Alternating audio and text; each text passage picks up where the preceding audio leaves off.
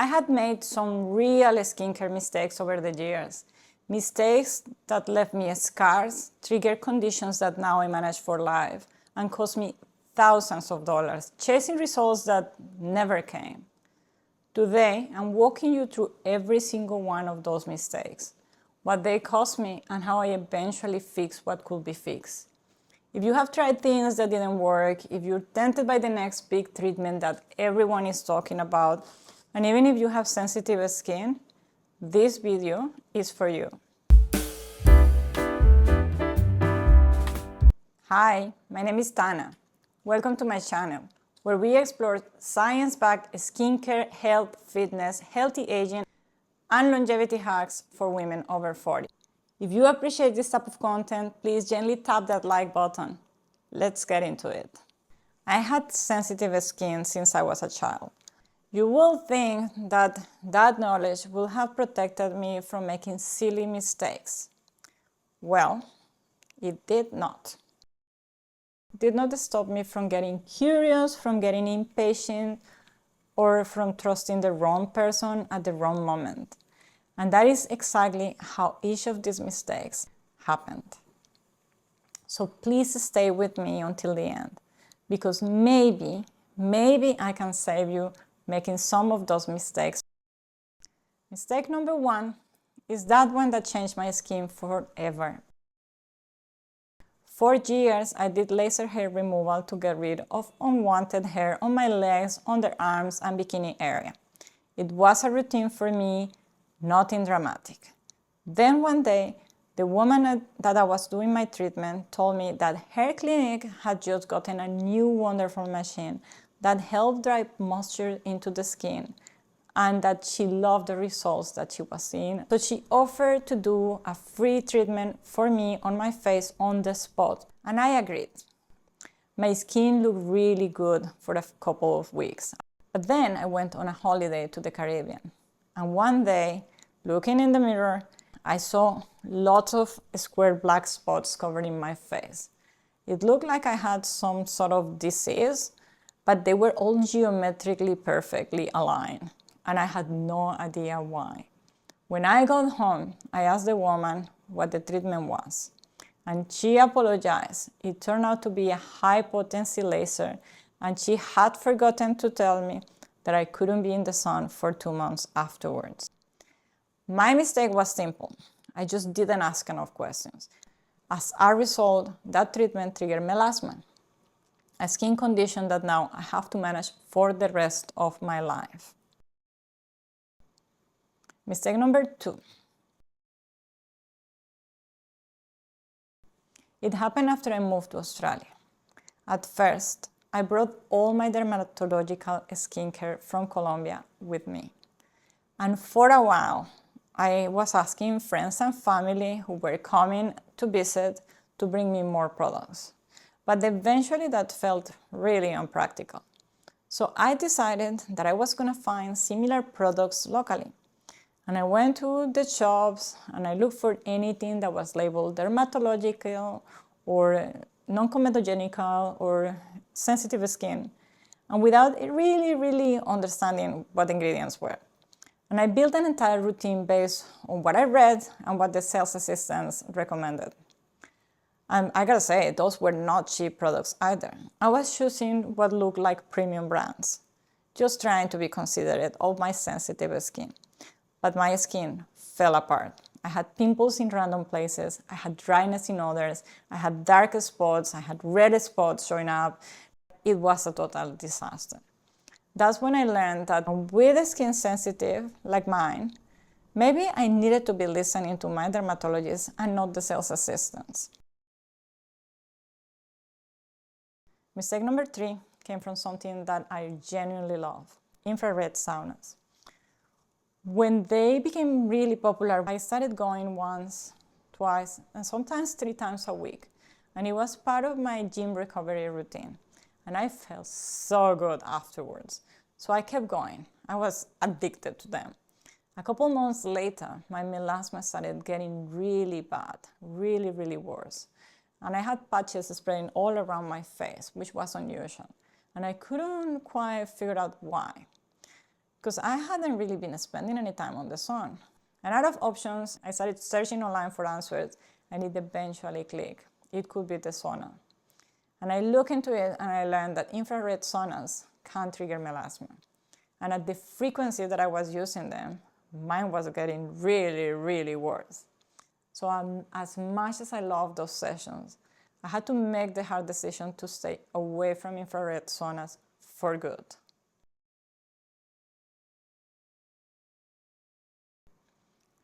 Mistake number 4, that was a pure impulse decision. One morning, I looked in the mirror and I saw my jowls forming. And I had this moment of, enough! I need to do something about this right now. I went straight into Google and looked for treatments, found a clinic, and 2 hours later, I was laying down getting a Thermage treatment done. Just like that. No research, no second opinion, just pure impulse, out of desperation from not liking what I was looking at in the mirror. Now I gotta say, this was a lot more painful than I was prepared for. And the clinician told me I would see the results in about 3 months. I waited and nothing. I did see no changes. I had to spend about $2,000 and I went through some real serious pain for some results that never showed up. So the lesson for me was straightforward. Impulse buying a treatment because you're frustrated in the mirror is really not a good strategy.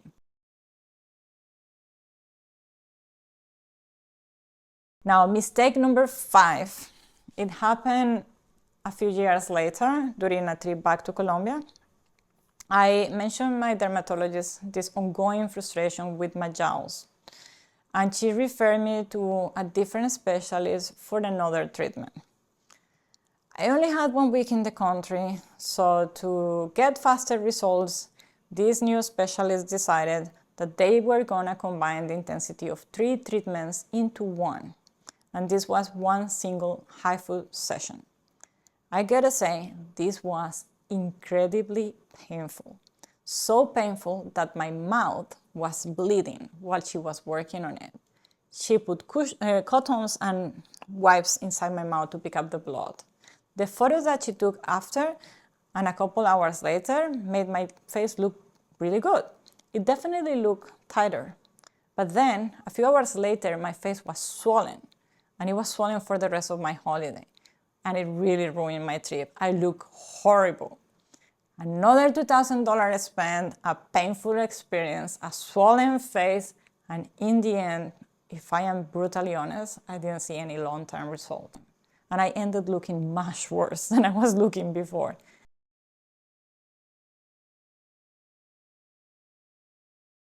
Mistake number 6 came from something completely unrelated to a clinic. It's from going blonde.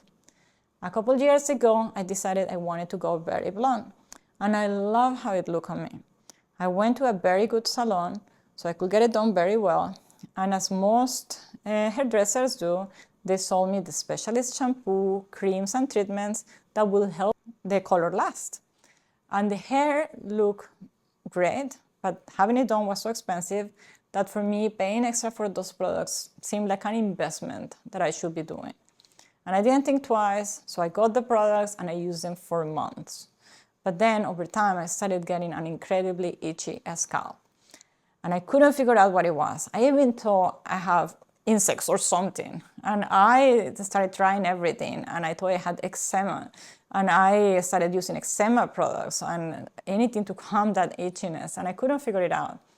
But eventually I realized that those hair treatments that I was using were not suitable for sensitive skin, and they had triggered a dermatitis that still today I have, and I have not been able to get rid of.